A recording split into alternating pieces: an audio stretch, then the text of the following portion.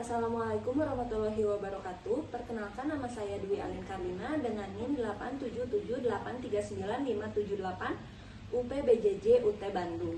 Pada kali ini saya akan melaksanakan praktikum IPA di SD Modul 3 KP3 Struktur Sistem Pencernaan.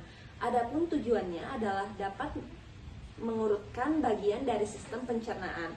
Alat dan bahan yang saya gunakan adalah gambar sistem pencernaan dan alat tulis. Yuk kita amati sama-sama struktur sistem pencernaannya. Pencernaan manusia dimulai dari bagian paling depan, yaitu mulut. Di dalam mulut, makanan pertama kali diolah. Proses ini dimulai ketika gigi mengunyah makanan hingga lebih kecil. Ini disebut pencernaan mekanik. Selain itu, kelenjar ludah menghasilkan air liur yang mengandung enzim amilase. Enzim ini mulai memecah karbohidrat sejak dari mulut. Proses ini disebut pencernaan kimiawi. Lidah juga berperan penting membantu mengatur makanan saat dikunyah, mengecap rasa, dan mendorong makanan ke tenggorokan. Setelah melewati mulut, makanan masuk ke bagian berikutnya, yaitu kerongkongan.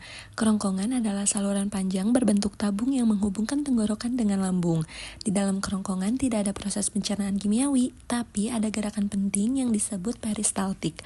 Peristaltik adalah gerakan otot yang berkontraksi berirama untuk mendorong makanan turun menuju lambung.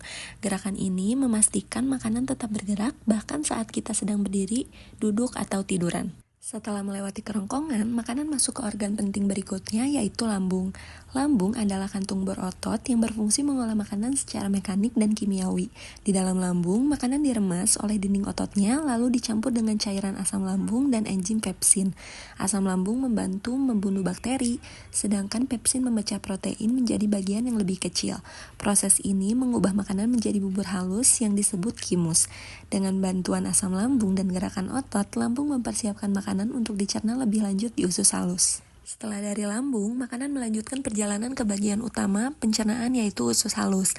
Usus halus adalah saluran panjang yang menjadi tempat berlangsungnya pencernaan paling penting.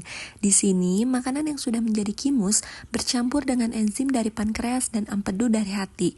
Campuran ini membantu memecah karbohidrat, protein, dan lemak menjadi bentuk paling sederhana.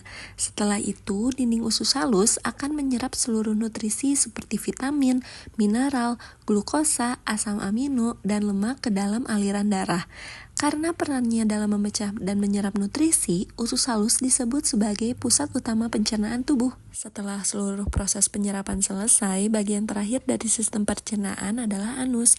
Anus adalah lubang di bagian akhir saluran pencernaan yang berfungsi untuk mengeluarkan sisa makanan yang tidak dibutuhkan tubuh. Di bagian ini terdapat otot yang disebut sfinkter anus. Otot ini bekerja mengatur kapan kita menahan atau melepaskan feses. Proses pengeluaran feses melalui anus disebut defaksi. Jadi, anus berperan sebagai pintu terakhir yang membantu tubuh membuang sisa pencernaan dengan teratur dan terkontrol.